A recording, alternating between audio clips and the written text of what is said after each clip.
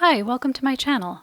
I recently did some dyeing with avocado pits and skins, and in this video I'm going to share my test results and then a step-by-step tutorial of the final dye project.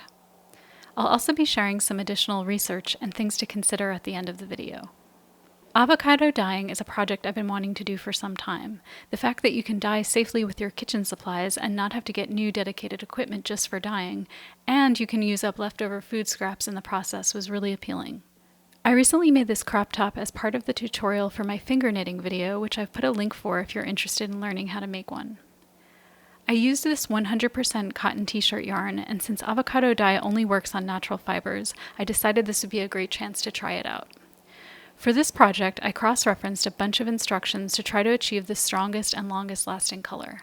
Through research, I found that the color will be different depending on what type of fibers you're using, but as long as it's not synthetic, the color should take. So fibers like cotton, wool, hemp, silk, and linen are all good choices and will yield different results. In this video, I'll only be working with cotton. For most dyes, you need to treat your fiber with a mordant beforehand, which helps the dye adhere and stay color fast. Some sources say the pits contain tannins, which act as a mordant, so a separate mordant wasn't required. But I'd heard conflicting information, so I wanted to test it out myself. I used alum as my mordant, which is something you can find in the pickling and canning section of most grocery stores. I ended up making my test strips with 3 variables. One is using a mordant versus no mordant. The next was adding baking soda to one batch to change the color to a more pinkish shade. And the last was I wanted to compare what happened after I washed and dried it. So here are my results. These are the samples before they dried. You can see the 2 leftmost that were treated with baking soda are a little pinker, and the 2 on the right without baking soda are a little peachier. And now here they are after they're washed and dried, and you can see the color has gotten lighter. As a frame of reference, this is my undyed yarn on the left. The far piece had baking soda and a mordant. The next one had baking soda with no mordant. The one next to that had no baking soda and a mordant. And the one on the far right had no baking soda and no mordant. And then down here at the bottom, the small pieces laying on top are identical samples of just the pieces after the initial rinsing. They were not washed and heat dried. My conclusion from the testing was, since I didn't notice any initial color difference between the mordanted and non-mordanted, and I didn't see any significant fading after the washing, I decided to skip the mordanting altogether. I wanted my top to have the pinker, rosier color, so I decided to add baking soda to the final project. Now that I had my test results, I went on to dyeing my top. The ratios for dyeing are done by weight. This top, even though it's small, it's knitted and thick, so it's pretty heavy for its size. The measurements are all done by weight, so I recommend having a scale. If you don't have a scale, I'll include some weight estimates you might find helpful along with links in the description. The more avocados you use, the more intense the color will be. The ratio of dye stuff to fiber that I used was 3:1 by weight. For my top, which weighed 267 grams, I needed at least 801 grams of relatively clean avocado scraps, which turned out to be 27 avocados worth, and that was using a mix of small and large avocados that I had available. I've read that using just the skins will give you more of an orange-peach color, and using just the pits will give you more of a pinkish rose color. I used both the pits and skins because I was going to be adding baking soda anyway to alter the color. You can freeze your scraps in a Ziploc bag until you get to the weight you need. I used a mesh scrubber to clean off any of the green avocado that was still stuck on, and if you have trouble peeling the stickers off, I found mine came off really easily when they're frozen. When weighing, be sure to hit the tare button on your scale so you aren't also measuring the weight of your pot or bowl. Just a quick tip on zeroing out or taring. If your pot is too big to see the readout, set it on the scale, press the tare button, remove the pot and note the number.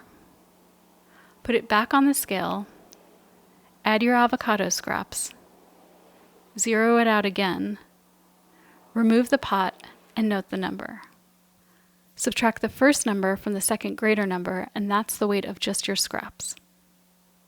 Aside from the fiber and avocados, the other supplies I used were a pot large enough to hold my scraps and fiber, and something to stir.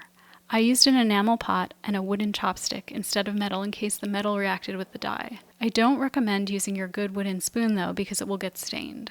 And optionally, you can add baking soda if you want to alter the color like I did.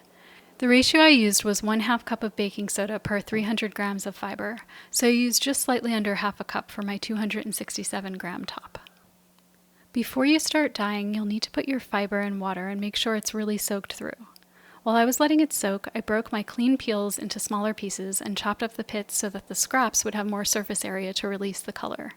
Then fill your pot with just enough water to cover the top of the scraps.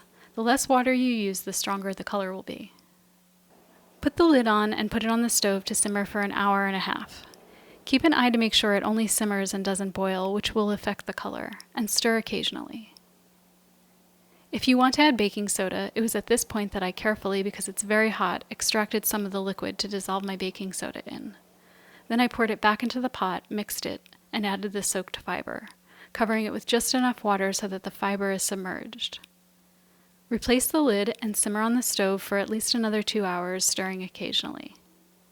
After that, remove it from the heat and set it aside to soak for another 2 days, stirring occasionally.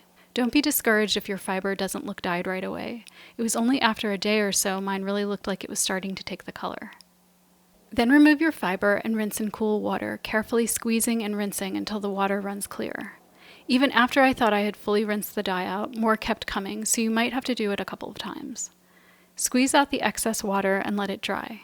I laid mine out flat on a towel to absorb the excess water and let it dry in shape. And this is what it looked like after it was totally dry. I ended up with this nice, soft, dusty pink color. I do like the color, but there are times when I might like to go a bit deeper. So here are some additional things to consider about the dyeing process that might be worth experimenting with. To get a deeper color, you can repeat the process using fresh avocado scraps. Add more peels and/or pits. Simmer and/or soak the fiber in a dye bath longer. You can try different natural fibers, some will be much stronger than others. The pH balance of your water affects the color of your dye. Just like how I use baking soda to modify the color, the water can also play a role. You can try allowing the fiber to dry before rinsing the dye out, allowing the color to cure. Some sources recommend specifically using Hass avocados, and the results can vary. You can always try using a Mordant depending on the fiber you're using, even if it was different than my results. If you have tried this and have any other recommendations, tips, or success stories, please share them in the comments and feel free to tag me on social media at Noodleweaver if you make your own avocado dye project. I'd love to see how it turned out.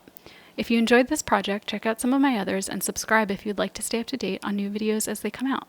Thanks for watching. See you next time.